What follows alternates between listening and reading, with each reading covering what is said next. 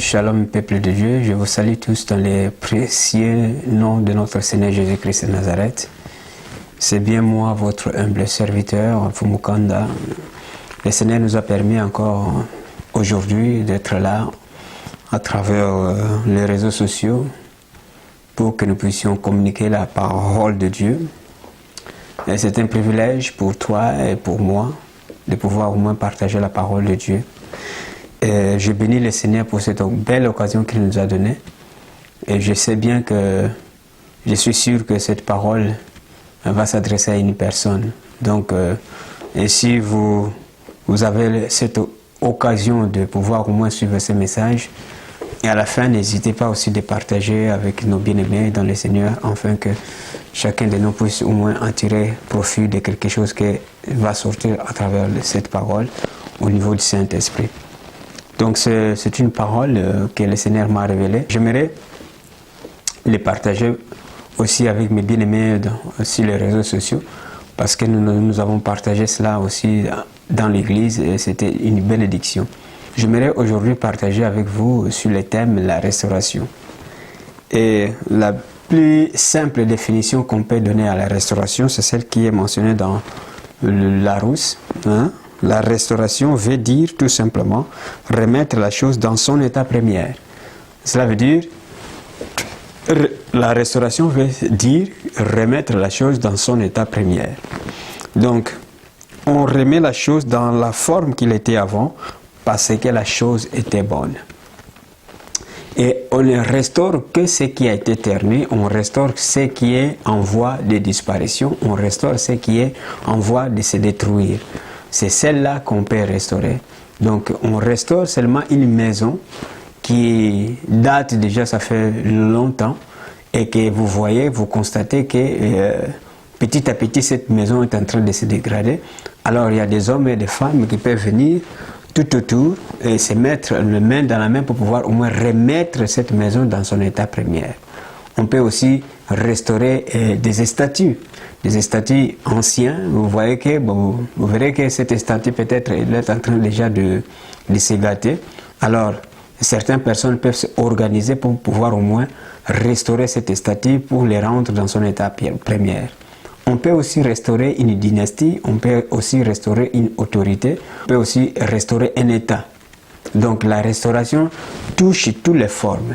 Et dans la vie chrétienne, on peut restaurer beaucoup de choses. On peut restaurer l'âme de la personne, on peut restaurer le corps de la personne, on peut aussi restaurer l'esprit de la personne. L'âme, pourquoi? Parce que quelquefois, nous sommes touchés, nous sommes confondus à beaucoup de problèmes, et notre âme est blessée, et notre âme est tellement attristée, notre âme est inconsolable. Alors la parole de Dieu, lorsqu'elle vient, elle console. Lorsqu'elle console, c'est-à-dire restaure l'âme. Et l'esprit aussi peut être restauré. On peut aussi restaurer beaucoup de choses. On peut restaurer une amitié, on peut aussi restaurer une relation amicale, une relation conjugale. On peut aussi restaurer une relation fraternelle, c'est-à-dire dans l'église, une relation qui peut se ternir, mais si on revient à la raison, on peut restaurer toutes ces choses-là. Donc la restauration englobe toutes les couches de la société et la restauration est vraiment la chose la plus importante dans la vie. Vous savez que lorsque Dieu créa les cieux et la terre, lorsque Dieu créa l'homme, il l'a mis dans le jardin d'Éden, l'homme était parfait. L'homme était parfait. L'homme avait l'esprit de Dieu. Pourquoi? Parce que Dieu a créé l'homme selon son image et sa ressemblance. Et la Bible déclare que lorsque l'homme a désobéi à la parole de Dieu, lorsque l'homme a péché, et cette liaison qui existait entre l'homme et son créateur Dieu n'existait plus. Cette relation a été coupée. Comme Ésaïe chapitre 59 nous dit que ce qui nous sépare de Dieu, ce sont nos péchés, ce sont nos crimes. Ce qui nous sépare de Dieu, ce sont nos péchés. Mais Dieu, lorsqu'il a vu que sa relation avec l'homme a été coupée, Dieu a cherché les voies et moyens pour pouvoir restaurer cette liaison qui existait, cette relation qui existait entre lui, le Créateur, et sa propre créature. C'est ainsi que dans la personne de Jésus-Christ, nous nous sommes réconciliés, c'est-à-dire que cette relation a été rétablie pour que nous puissions avoir au moins les privilèges que l'homme avait auparavant auprès du Père. nous avons compris quelle est la définition véritable de la restauration. Donc, la restauration, c'est de remettre la chose dans son état premier. Alors, je vais lire avec vous un passage dans la Bible, dans Job chapitre 1er. Je vais prendre les versets, je vais commencer par le verset 9. Ça va nous faire du bien. Soyez vraiment attentifs, bien-aimés. Job, chapitre 1. Je vais commencer par le verset 9. L'Éternel dit à Satan, « As-tu remarqué mon serviteur Job? Il n'y a personne comme lui sur la terre, c'est un homme intègre et droit, craignant Dieu et se détournant du mal. » Ici, c'est le Seigneur qui est en train de parler à Satan. Vous connaissez l'histoire déjà, donc on a déjà partagé cela, je crois. Vous connaissez déjà l'histoire. Ici, c'est l'Éternel, notre Dieu, le créateur de toutes choses, le créateur de tout esprit, le maître de tout esprit, et qui parle à Satan, parce que Satan est sorti de lui. Satan, avant, il était Lucifer. Lucifer, c'est l'ange de la lumière. Et il pose la question à Satan, « As-tu remarqué mon serviteur Job ?» Dieu est en train de poser la question à ces grands malfaiteurs, à ce grand adversaire de Dieu, qui est venu ici sur la terre en train de parcourir le monde, et qui a pu aussi constater que parmi les gens ici sur la terre, il y avait un homme qui était intègre, il y avait un homme qui craignait Dieu, il y avait un homme qui était droit, il y avait un homme qui se détournait du mal. Il a essayé par voies et moyens pour pouvoir toucher cette personne, il n'a pas pu. Pourquoi? Parce qu'il a vu que la main de Dieu était en lui. Frère bien-aimé, laisse-moi te dire que ce n'est pas tes prières qui te protègent quelquefois, mais ce qui te protège de plus, c'est la manière dont tu te comportes, c'est la manière dont tu marches, c'est la manière dont tu es. Ce n'est pas tes voyages missionnaires qui te protègent, mais ce qui te protège, c'est ce que tu es dans ton cœur. Ta manière de se conduire devant Dieu, c'est ce qui te protège. Ici, Job n'était pas un pasteur établi dans une église. Ici, Job n'était pas un évangéliste établi dans une église. Ici, Job n'était pas un prophète. Ici, Job n'était pas un apôtre, moins encore un docteur de la loi. Mais Job, selon Dieu, il a été considéré comme étant son serviteur. Et qu'est-ce qui a pu à Dieu de déclarer que cet homme était son serviteur? C'est par rapport à la crainte de Dieu, c'est par rapport à sa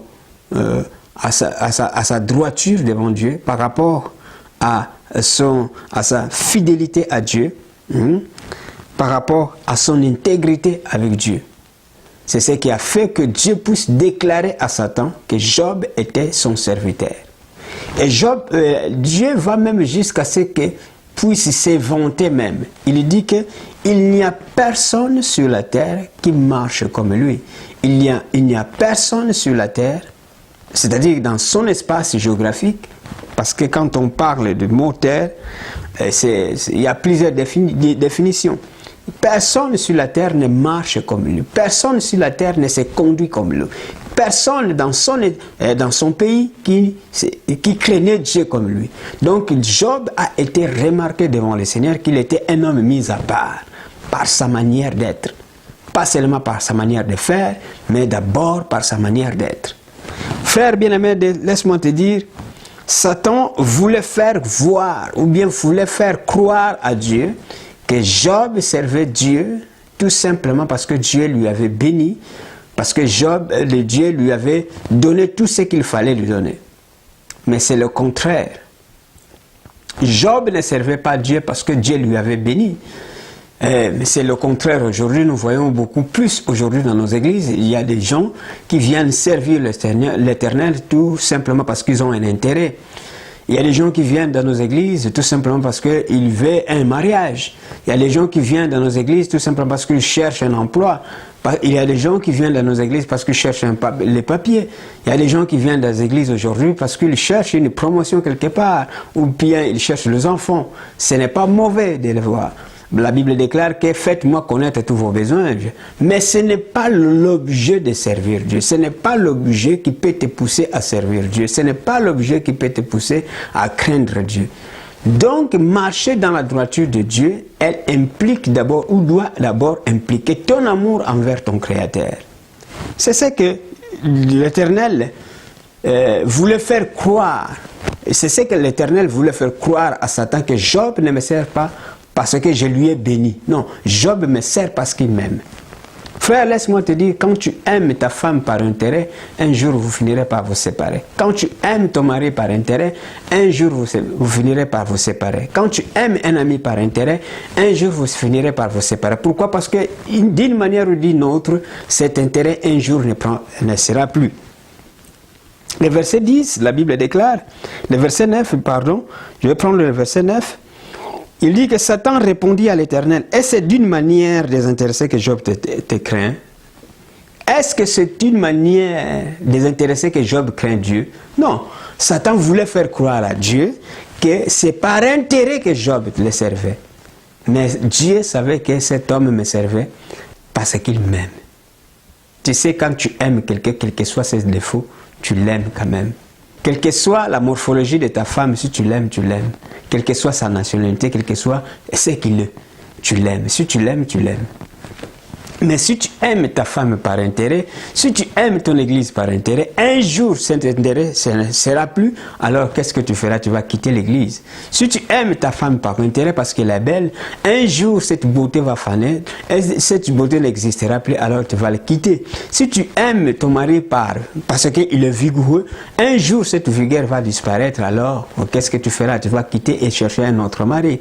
Donc aimer sans intérêt, c'est que les Grecs disent cet amour agapao, cet amour agapé. Donc cet amour sans intérêt. Alors, verset 10, Satan répondit à l'Éternel, est-ce d'une manière désintéressée que Job te craint? Non, il dit, verset 10, ne l'as-tu pas protégé? Donc Job te craint parce que tu l'as protégé. Lui, sa maison et tout ce qu'il est à lui, tu as béni l'œuvre de ses mains et ses troupeaux et couvert tout le pays. Donc tu as tout donné à Job. C'est pourquoi Job te craint. C'est pourquoi Job il marche dans la fidélité. C'est pourquoi Job est dans la droiture. C'est pourquoi Job, c'est un homme qui se conduit selon la justice. C'est pourquoi Job se détourne de toutes choses de mal, de toutes pensées mauvaises. C'est pourquoi parce qu'il te sert par intérêt. Mais Dieu voulait convaincre à cette personne, Dieu voulait dire à cette personne que Job ne me sert pas par intérêt.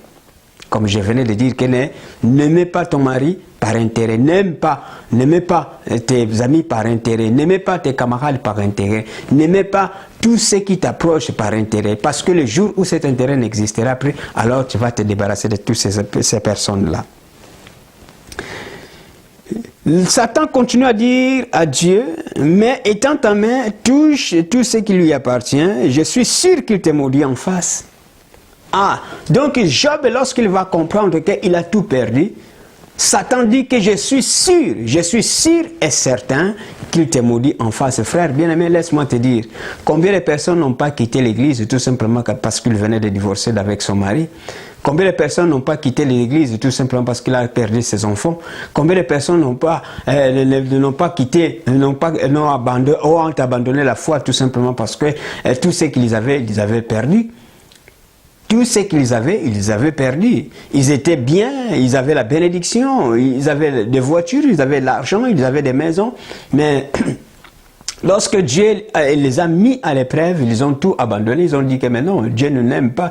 Parce que si Dieu nous aimait, tous ces maux-là ne peuvent pas nous atteindre. Si Dieu nous aimait, toutes ces souffrances-là ne peuvent pas nous atteindre. Beaucoup ont abandonné la foi. Ils ont fait naufrage de la foi à cause des diversités, à cause de la souffrance et à cause de tout pareil.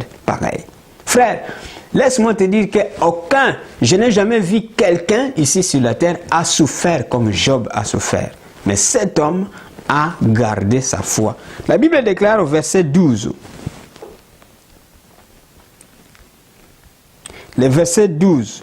L'Éternel dit à Satan, voici tout ce qui lui appartient, je te le livre, seulement ne porte pas la main sur lui et Satan se retira du devant de la face de l'Éternel. Vous savez que lorsque Satan vient sur la terre, frère, ce n'est pas pour s'amuser, ce n'est pas pour s'amuser avec toi. Son rôle, son objectif est déjà connu. Jean chapitre 10, le verset 10. La Bible déclare que le voleur ne vient que pour dérober, égorger et détruire. Et vous verrez maintenant ce que Satan va saccager dans la maison de Job, ce que Satan va faire dans la maison de Job. L'apôtre Pierre est en train de dire, veillez, car votre adversaire, le diable, rôde comme un lion. Il rougit, il cherche qui dévorer. Mais regarde maintenant comment Satan va dévorer tout ce qui est dans la maison de Job.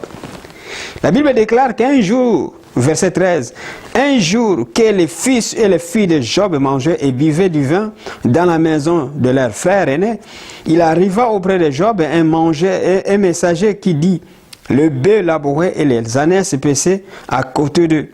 Les Sabéens se sont jetés dessus et les ont enlevés. Ils ont passé les serviteurs au fil de l'épée et je me suis échappé moi seul pour en t'en apporter la nouvelle. Frère bien-aimé, laisse-moi te dire, là, les malheurs maintenant, c'est-à-dire les chemins du calvaire de Job commencent maintenant. La vallée des Baca maintenant de Job va commencer tout simplement parce que Dieu avait enlevé la couverture qui le couvrait, la main qui protégeait Job. Dieu va l'enlever.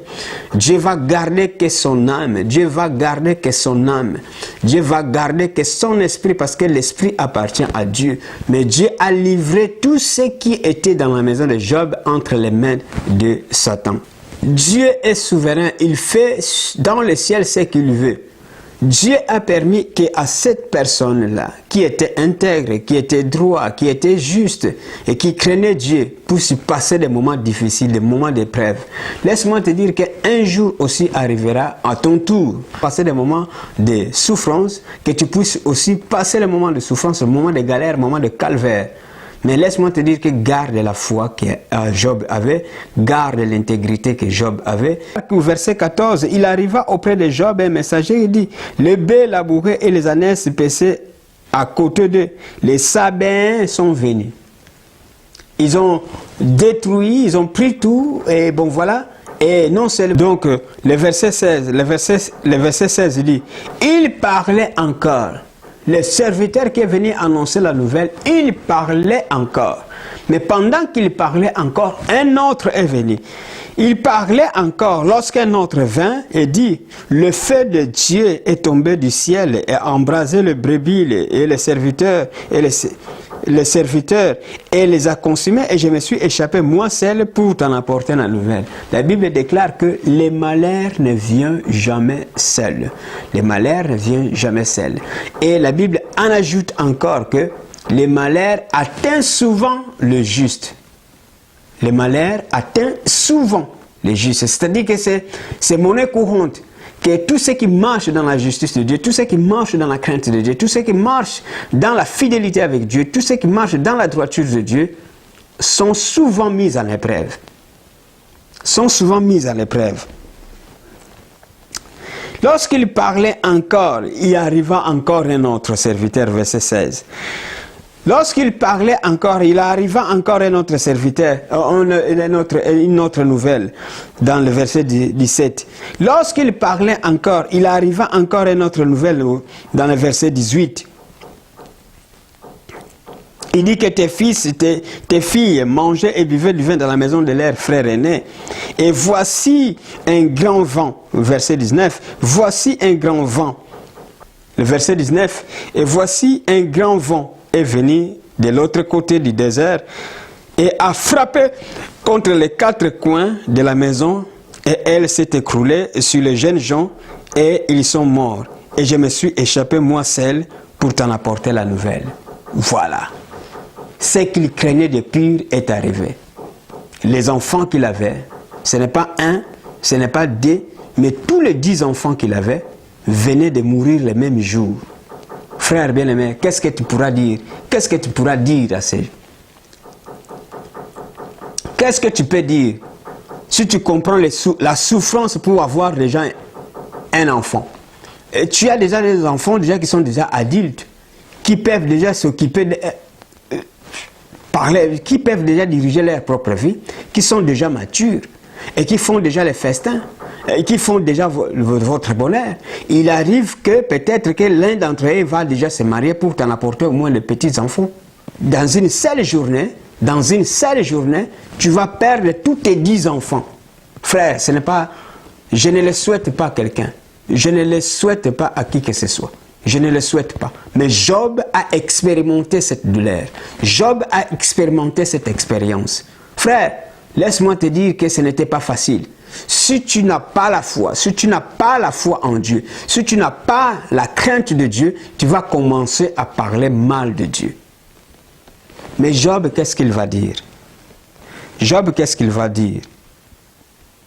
Alors Job, verset 20, la Bible déclare, alors Job se leva et déchira son manteau et se rasa la tête, puis il se jeta par terre et se prosterna. Il dit, je suis sorti nu du sein de ma mère et ni je retournerai dans le sein de la terre.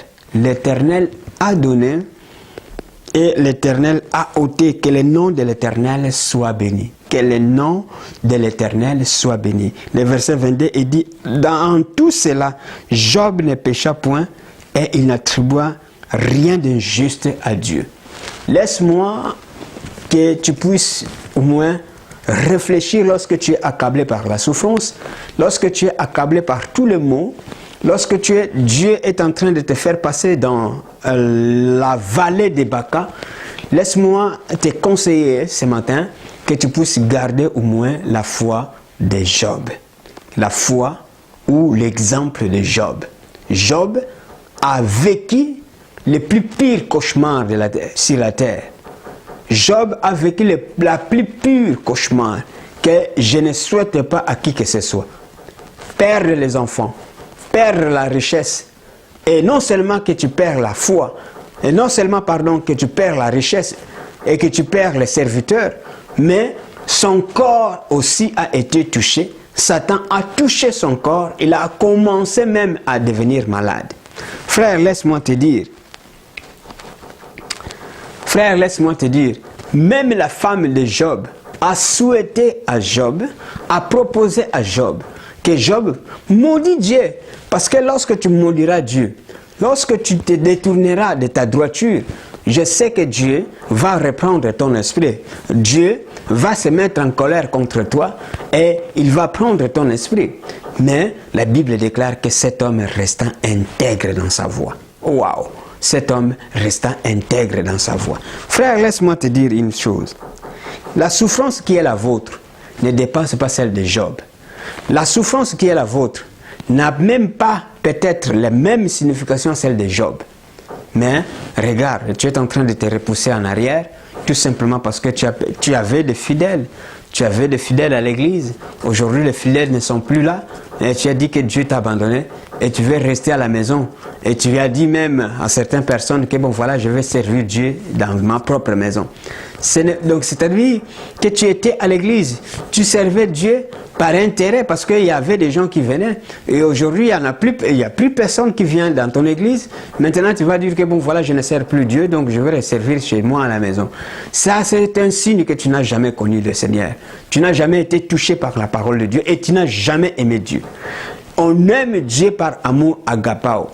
Amour agapao, c'est-à-dire un amour sans intérêt. Job aimait Dieu, pas parce que Dieu lui avait béni, mais parce que Dieu est son créateur. Ses contemporains ont abandonné Job. Même les gens du quartier l'ont abandonné. Même certains amis ont quitté Job.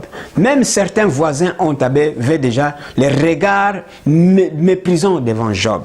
Laisse-moi te dire, laisse-moi lire quelques versets avec vous dans ce passage de Job chapitre 19. Le verset 13. Il a éloigné de moi mes frères et mes amis se sont détournés de moi. Il a éloigné, c'est-à-dire que la souffrance a éloigné de moi mes frères, mes propres frères, nés de la même famille. Et ça, la souffrance a éloigné, la souffrance, la maladie a éloigné de moi mes frères. La souffrance a éloigné de moi mes frères et mes amis se sont détournés de moi. Je suis abandonné de mes proches, je suis oublié de mes intimes. Je suis abandonné de mes proches. Ceux qui étaient proches de Job l'ont abandonné. Je suis un étranger pour mes serviteurs et pour mes servantes.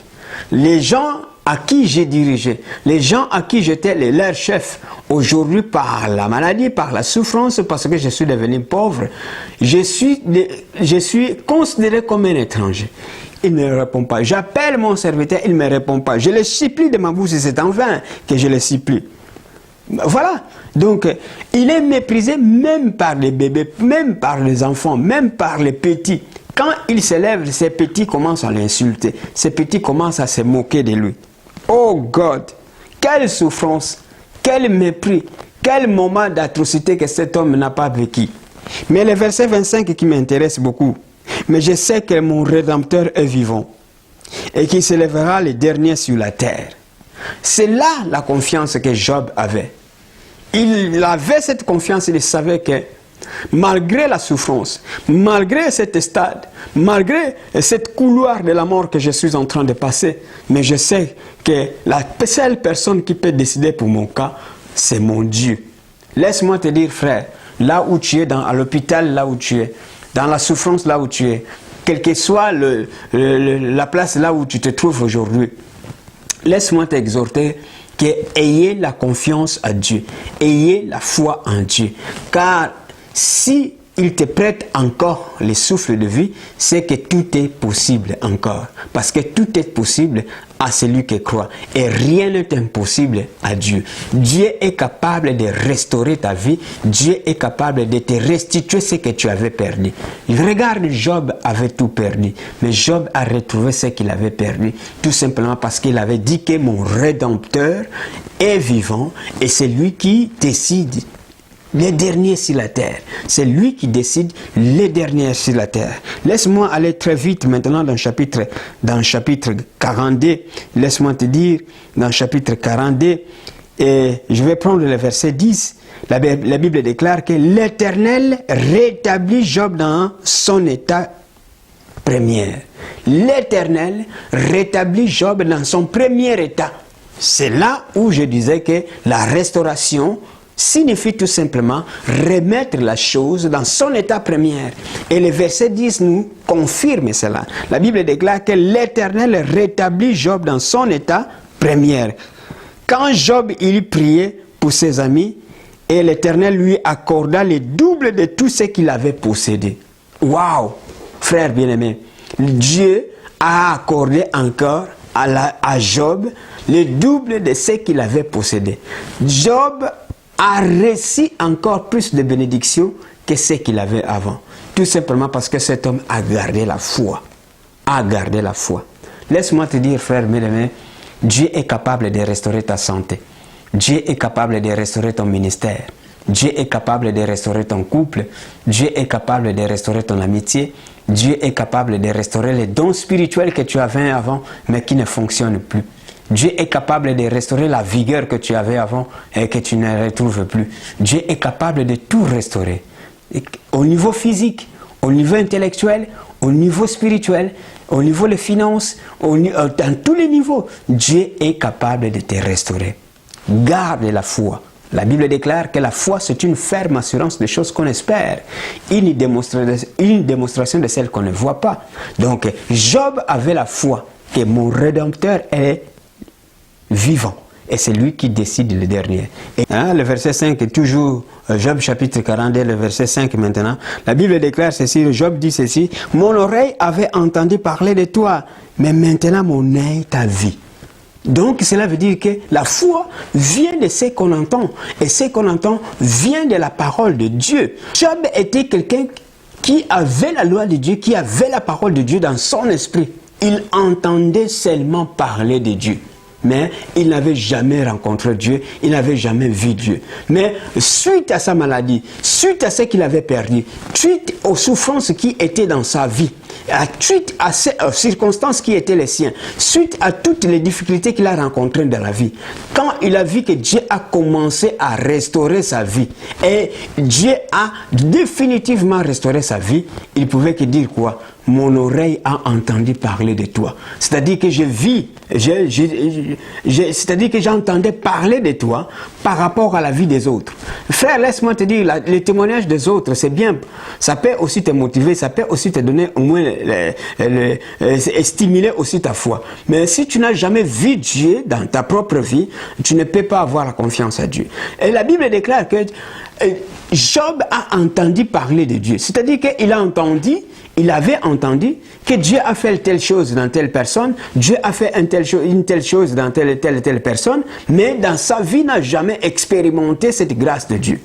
Et Job, maintenant, lorsqu'il a vu que sa vie était restaurée, ses biens ont été restaurés, son âme a été restaurée, son corps a été restauré, ses enfants ont été restaurés, la Bible déclare que Job maintenant dit que bon voilà, mes oreilles ont entendu parler de toi, mais mes yeux maintenant, mon œil ta vie, parce que j'ai expérimenté ta grandeur, j'ai expérimenté ta puissance, j'ai expérimenté ta grâce. Frère, laisse-moi te dire, tu as entendu seulement qu'un tel a été guéri de cancer. Tu as entendu seulement qu'un tel a été guéri de sida. Tu as entendu seulement qu'un tel a été sauvé de la malédiction du péché. Tu as entendu seulement qu'un tel a été ressuscité. Mais dans ta vie, tu n'as jamais vu Dieu. Mais laisse-moi te dire que la maladie qui est la vôtre, Dieu peut se présenter et te guérir cette maladie. Et tu peux aussi déclarer comme Job que j'ai entendu parler de Dieu, mais maintenant mon œil a vu Dieu. Tu vas voir Dieu. Laisse-moi te dire, laisse-moi te conseiller, laisse-moi prophétiser aussi de ta part que tu vas voir Dieu. Que cette année qui va commencer, tu vas voir la grandeur de Dieu, tu vas voir la main de Dieu agir dans ta vie. Tu vas voir la main de Dieu agir dans ta vie. Quel que soit ta situation, quels que soient tes problèmes, quel que soit ton état d'âme, quelles que soient tes souffrances, quelles que soient tes circonstances, tu vas voir la main de Dieu agir dans ta vie au nom puissant et glorieux de notre Seigneur Yoshua Hamashiach. C'était bien moi, votre humble serviteur Fumukanda Emmanuel. Donc nous allons encore nous revoir très prochainement dans notre prochain numéro. Abonnez-vous dans notre chaîne YouTube La Nouvelle Vision. Soyez vraiment connectés. Et partagez aussi les messages que nous sommes en train de poster. Que le Seigneur vous bénisse et je serai ravi aussi de voir vos commentaires et vos suggestions surtout. Nous voulons aller plus loin dans ce travail-là. C'est seulement par votre soutien qu'on peut aller encore plus loin. Soutenons-nous les uns et les autres pour que nous puissions encore monter. Que le Seigneur vous bénisse. Amen.